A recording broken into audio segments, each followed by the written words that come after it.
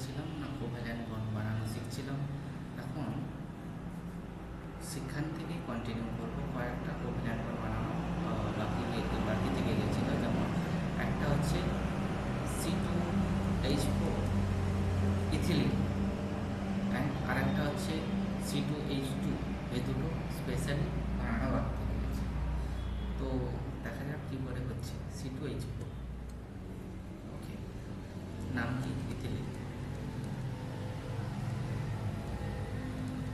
Ethylene কীভাবে হচ্ছে না, প্রথমে সেই সেম প্রসেসে আমরা এগোবো। প্রথমে কী করব না, ইলেকট্রনিক অ্যাটমিক নাম্বার কার্বন কত হয় না 6। তো ইলেকট্রনিক কনফিগারেশন কত হবে না, কেতে 2, এলে 4। দুটো কার্বন আছে। আর হাইড্রোজেনের ইলেকট্রনিক কনফিগারেশন কি হবে, অ্যাটমিক নাম্বার অফ হাইড্রোজেন কত হয় 1। তো কেতে একটাই থাকবে। তো ইলেকট্রনিক কনফিগারেশন আমরা লিখে ফেললাম। এবার কার্বন আছে, কটা কার্বন আছে না, 4টা হাইড্রোজেন আছে। তো কার্বনকে এখন কটা কমপ্লিট করতে হবে না, কার্বনকে প্রত্যেকটা কার্বনকে 4টা করে তার এক্সট্রা ইলেকট্রন দরকার, যাতে সে 8টা ইলেকট্রন কমপ্লিট করতে পারে, তাই না? তো এবার এই কার্বনের কাছে এখন আছে কটা না, লাস্ট সেলে 4টা আছে। তো 1টা 2টো 3টা 4টা, এরও সেমভাবে দিয়ে দিই 1টা 2টো 3টা 4টা। এই যে ইলেকট্রনগুলো আমি এভাবে কেন লিখলাম না, এগুলো থাকবে এখানে একটা হাইড্রোজেন, এখানে একটা হাইড্রোজেন, এদিকে একটা হাইড্রোজেন, অ্যান্ড এদিকে একটা হাইড্রোজেন। ফার্স্ট হাইড্রোজেনগুলো কমপ্লিট করুন। এই দেখো hydrogen complete, hydrogen complete, hydrogen complete. এবার কার্বনকে কমপ্লিট করতে হবে। প্রথমে এই কার্বনকে কমপ্লিট করতে হবে। কত 1 2 3 4 5 6 7 8।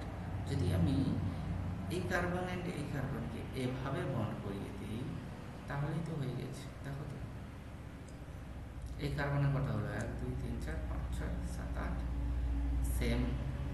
তাহলে কি দাঁড়ালো আমাদের স্ট্রাকচারটা, কার্বন কতগুলো ইলেকট্রন শেয়ার করেছে 1 2, এদিকে কার্বন, এদিকে একটা হাইড্রোজেন, এদিকে একটা হাইড্রোজেন, এদিকে একটা হাইড্রোজেন, এদিকে একটা হাইড্রোজেন। তো দাঁড়ালো আমাদের C2H4 হয়ে গেল। আর নেক্সট, আচ্ছা বলি বুঝতে পেরেছ?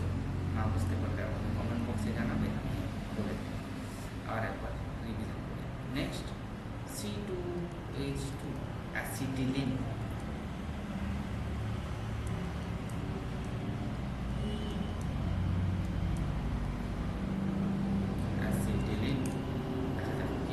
সেম আমি আর কার্বনের ইলেকট্রনিক কনফিগারেশন লিখলাম না এখানে।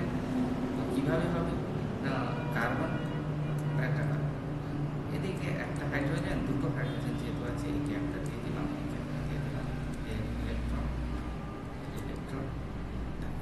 কার্বনের তো টোটাল 4টা ইলেকট্রন থাকে, যেহেতু এর একটা ইলেকট্রন এদিকে আছে, তো এদিকে একটা থাকবে, বাকি 3টা কোন দিকে থাকবে, নিশ্চয়ই সে কার্বনের সঙ্গে করবো। এদিকেও সেম, এদিকে একটা। প্রথমে হাইড্রোজেন কমপ্লিট করে নিন, হাইড্রোজেনটা কমপ্লিট হয়ে গেল, এদিকে হাইড্রোজেনের কমপ্লিট হয়ে গেল, অ্যান্ড এই হয়ে গেল কার্বন। তাহলে আমাদের দাঁড়ালো কি, carbon triple covalent bond, carbon এদিকে একটা হাইড্রোজেন, একটা হাইড্রোজেন, কি দাঁড়ালো C2H2। এখানে কি থাকে, triple covalent bond, triple covalent bond. আর এখানে কি ছিল, ডাবল কোভ্যালেন্ট বন্ড। আশা করি বোঝাতে পারলাম এই দুটো স্ট্রাকচার। তো নেক্সট স্ট্রাকচারে যেমন আমরা কোভ্যালেন্ট বন্ড তো অনেকগুলো বানানো শিখলাম। এরপরে আমরা দেখব যে কীভাবে কোভ্যালেন্ট বন্ডের ক্যারেক্টারিস্টিক্স কী কী, যে কোনো একটা কম্পাউন্ড কোভ্যালেন্ট কম্পাউন্ড কী কী ক্যারেক্টারিস্টিক্স শো করে। ওকে, তো characteristics of covalent compound.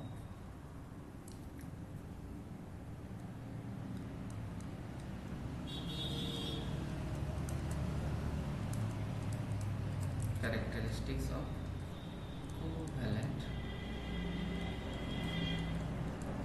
compound. First characteristics হচ্ছে যে কোভ্যালেন্ট কম্পাউন্ড যে তৈরি হয়, অ্যাকচুয়ালি কোভ্যালেন্ট বন্ড যে অ্যাটমের মাঝখানে তৈরি হচ্ছে সেই যে ফোর্স অফ অ্যাট্রাকশনের জন্য তৈরি হচ্ছে তাকে আমরা বলি van der Waal force of attraction.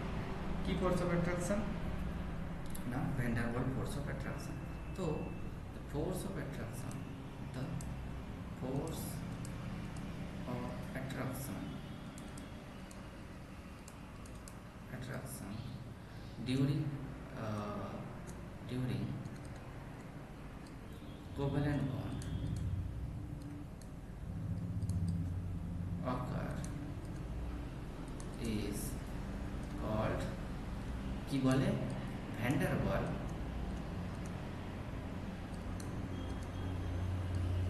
force of attraction। এটাকে বলা হয় van der Waal force of attraction.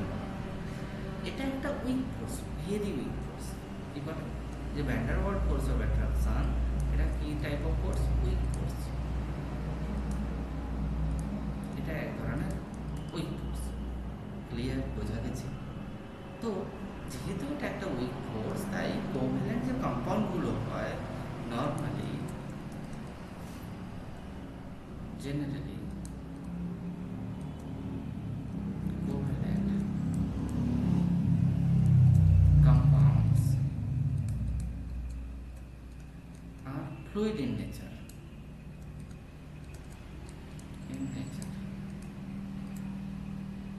Basically fluid এর মধ্যে গ্যাসটা বেশি হয়, জেনারেলি গ্যাসের স্ট্রাকচার হয়।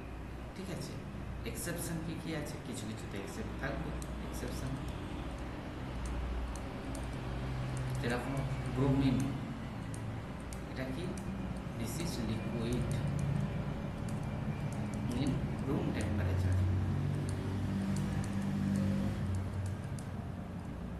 এছাড়া আয়োডিন, এটা হচ্ছে solid. Graphite, electrodes of carbon পড়বো আমরা। গ্রাফাইট কি হচ্ছে না, লুব্রিকেটিং হয়, সেই লিকুইড। আর diamond solid, sulphur acid solid, phosphorus P4। তো এরা কিছু কিছু এক্সেপশন আছে। ওকে, এগুলো এক্সেপশন। আই থিঙ্ক ক্লিয়ার হলো।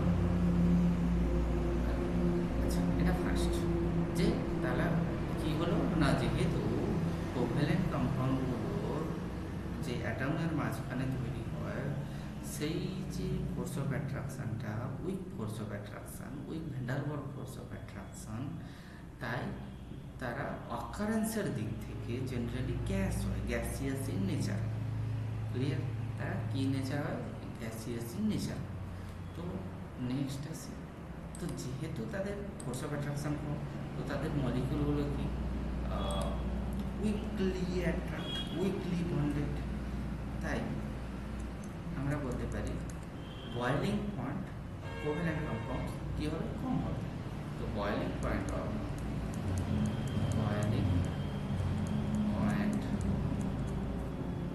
and melting point, both, and melting point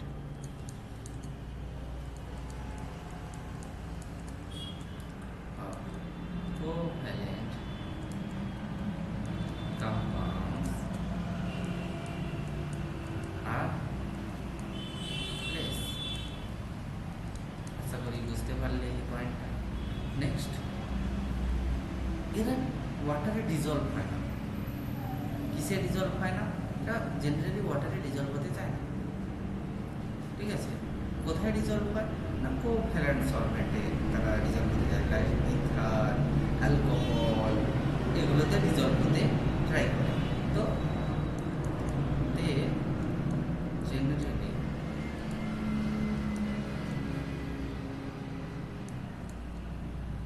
do not dissolve in water. কোথায় রিজলভ হয়? Generally dissolve in organic solvent. Clear? Okay, ঠিক আছে, আজকে ক্লাসটা এখানেই রাখছি। নেক্সট ক্লাসে আমরা ফার্দার স্টাডি করব কার্বন অ্যান্ড ইটস কম্পাউন্ড।